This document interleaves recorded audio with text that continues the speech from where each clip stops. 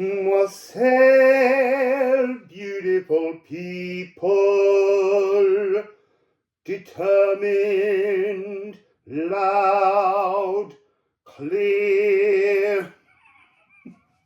So, this morning I've been getting this song from Fiddler on the Roof. Do you judge me? Do I what? Do you judge me? Do I judge you? But actually, it's really, do you love me? Do I love you? Do you love me? Do I what? And the message coming through was, every moment that we judge, we tarnish love or the clarity of love. So anyway, that's just a little message. I feel like I've got to change angle on that. I need it to come down a bit. It's too much space above my head. It upsets my eyes when I'm reading. So, and also, I need poi to be properly in the image. So, let's just rifle this deck. He's like, there I am in my singular. That was yesterday's reading. He was in the reading the day before as well, wasn't he? On the bottom of the deck, stalking again. But we're kind of beginning to understand why he does it. Because he's seeking our other. Because he's here with us, he's the actioner. We are Mars. And we're also Venus. We're all of them. So, I'm not necessarily trying to do... Well, no, look, I'll be really honest. Yesterday, I thought I'm not doing a story that involves this cosmic soap opera.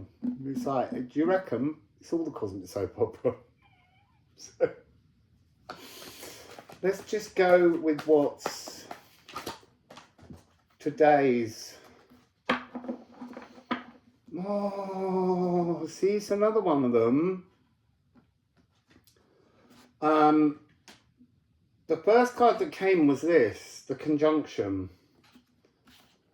And then we have Vesta, Hester,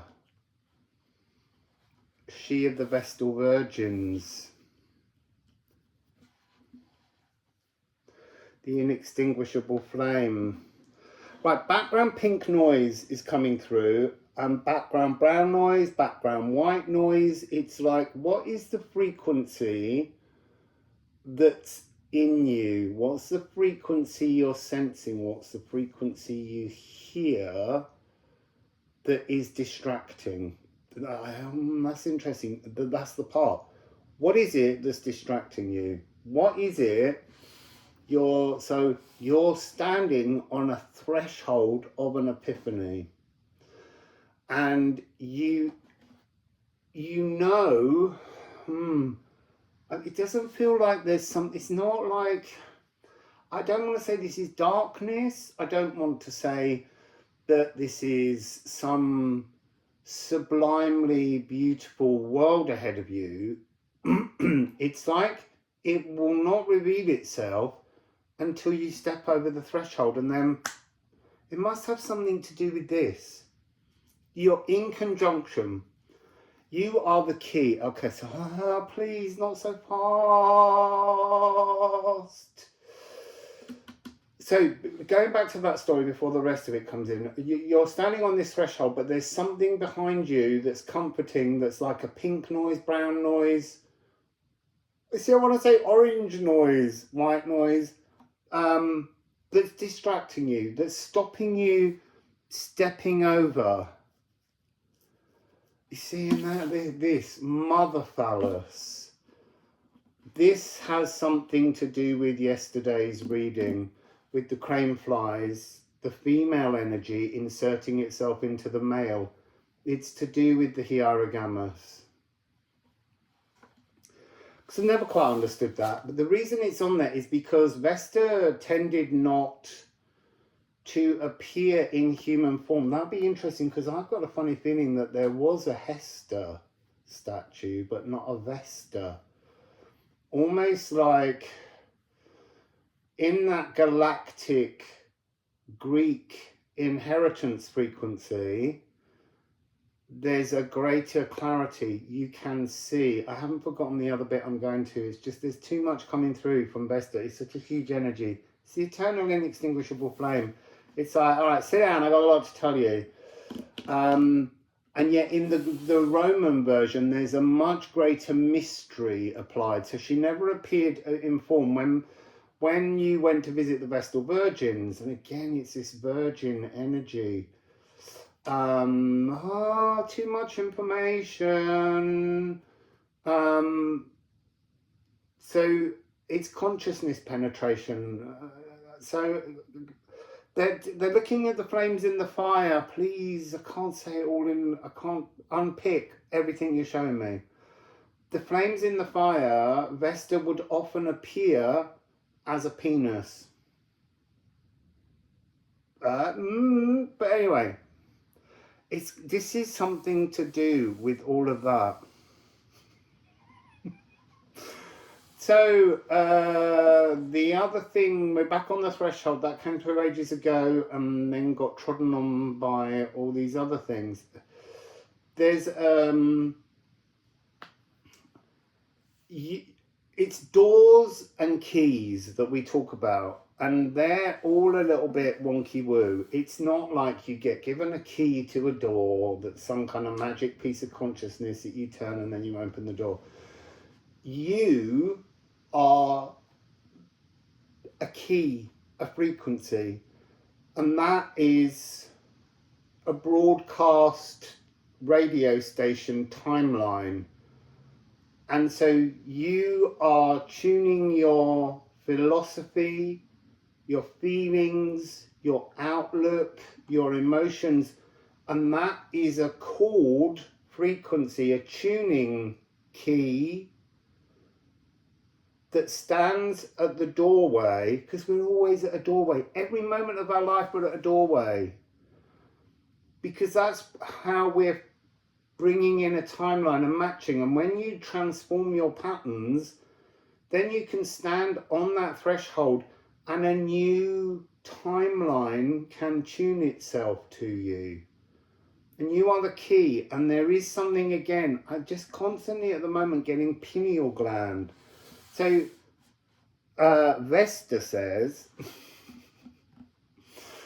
you need to go and look up and understand in terms of your physiognomy just where your pineal gland is, because apparently we're all kind of imagining we know where it is without having really investigated. Look it up, look at where it is so that you can actually center your thoughts on your pineal gland for some reason.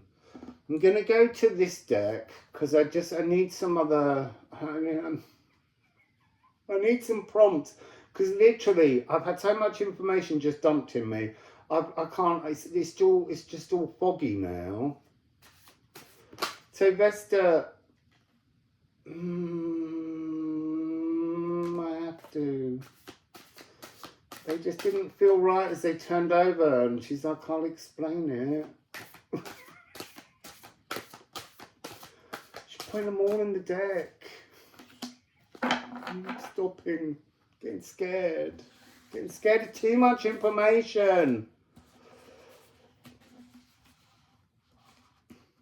Oh, you see, it is quite simple. I'll do it in the simplest form. You're nodding. So I'm keeping it simple for you, poor boy. So, razor, explore, alchemize yourself. So, I'm just going to read the poem. Alive and eager, desiring to dive and drink in the new. All the old gold has dulled. Inventiveness slips in like a sea fret, curling its damp, vapoury tendrils towards the land where you stand. The crawling, calling frequency of open waters, Ran's mystical nautical daughters craft the waves, the crashing adventures seeking to sail you forwards to explore life, to alchemize potential and soar to your sacred shore. That's so beautiful. There were so many things in there that I hope in your own mind you're picking up on. You know, you're standing on all the old gold has dulled. The path of gold is dull. It's gone. You've seen through that energy. And then we've got inventive slips in like a sea fret, like a fog. This is that energy that I said of the radio station of a new time zone is moving towards you, but it can't properly tune to, and it's got all this kind of static noise around it. If you can't stand in a new authenticity, it doesn't have to be your complete authenticity. It doesn't have to be your ultimate frequency that you're destined to. It just needs to be a different radio station. Stop listening to Radio 20, tune to Radio 21, or tune to Radio 32, whatever it is. Find your new pattern, frequency, output, and then the radio station timeline can tune to you and enter. So then we've got this whole thing about the Rand's mystical nautical daughters craft the waves, the air waves, the cosmic waves, the solar waves, the crashing adventures seeking to sail you forwards. You want that. They want that. They want a new game. They're bored with the old one. And then they want to alchemize your potential and soar you to your sacred home, following your kite, following you, tuning you, watching you. That this is the watcher. It cannot come forwards and embrace you if you're not the same key as it. You have to change your frequency to alchemize. And when you do, when you find a new way to be, yeah, see, I need to say kind of a bit more permanently. You can't be so kind of like, yeah, I'm there, and then falter. We can't. We're allowed. We're allowed to stumble, trip, stumble and fall. Mamas and papas. So, you can, sorry, but then now I'm going down like a whole back catalogue of mamas and papas, so I don't need to. The point is, you can stumble, but at some point your philosophy has to become more stable. You have to be able to stand on your own 2 feet in that frequency, in those feelings, in that idea of what matters, and stand tall. And when you do that, then this can become you, the new Olrun, the new Weirtamir, the new magic, the new warp and weft on which your whole life is woven, and boom, that's when you get that cosmic surge. You burst out of the old world and you burst into the new one. It's quite simple, isn't it? So now I feel like I can go back to this deck. Honestly, I can't express how that was Titan frequency. Just too much information, Vesta. See, now that's really interesting. Ignore those cards. As I was thinking about that, I was going back to Vestal Virgin. She's like, you all get it wrong. You're thinking virgin in terms of your sexual morality in the real world and what you apply to the morality. It's nothing to do with whether you have or haven't had sex. You are in a virgin time zone to you. That's what you're seeking to do, is to become, it's that phrase I knew Doris Day before she was a virgin. But that's about this energy of being in a state of anticipation, in awe. You know, like all the old gold has dulled. So you get rid of it and you stand in a new frequency so that things can be transformed for you. We've then got, really interestingly, Aquarius 11. You know, this is all about this moment of Pluto moving into Aquarius. It's about the dominance of this sign to bring in consciousness, to bring in the hierogamos to the world on a completely collective level ultimately, but it has to be done individually. You can't marry someone else's higher self. You have to marry your own first. You have to make that, you join.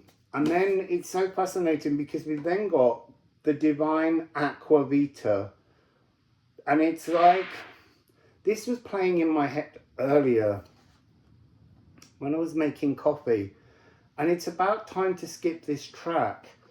And that always seemed like a little light-hearted moment in amongst this enormous spiritual pathway we walked down that's, in theory, led us to a dead end. But the dead end is the epiphany. Whatever your version of walking down that path is, it is the epiphany. Turning again, the wrong pathway. But this was coming across also into the whole journey of spiritual pursuits, because there's a whole area. Look, when I'm watching, and I don't do it so much anymore, I used to much more. When I watch a lot of readers online, they're caught in a spiritual cul-de-sac, and their cul-de-sac is their need for you to be their subscribers, to be their thumbs up, to be the people they like, and they're seeing what you say and what you do and what you appreciate, and then they're reflecting that to you rather than actually reflecting an inner truth. But then there's another side to that, where there are other readers who just literally tell stories that are just their own journey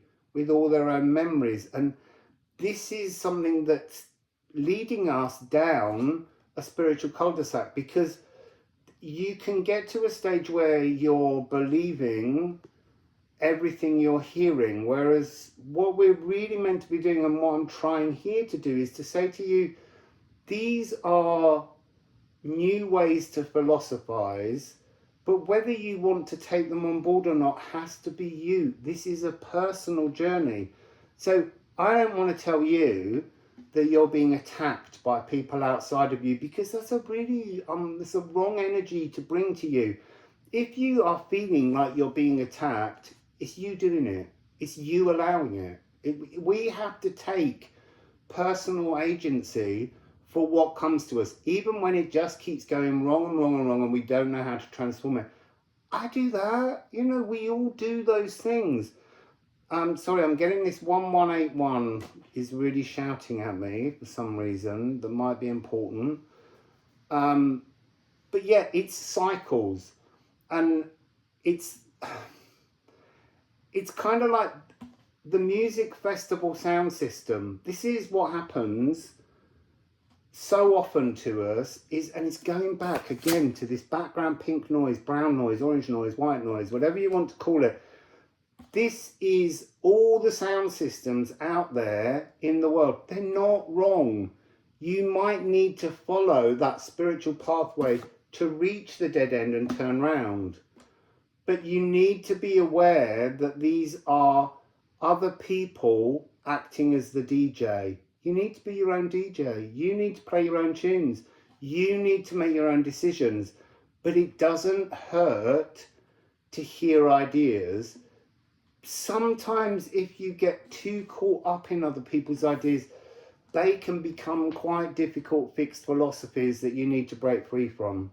So just be aware of the box you're building through the opinions of others and the greater world out there.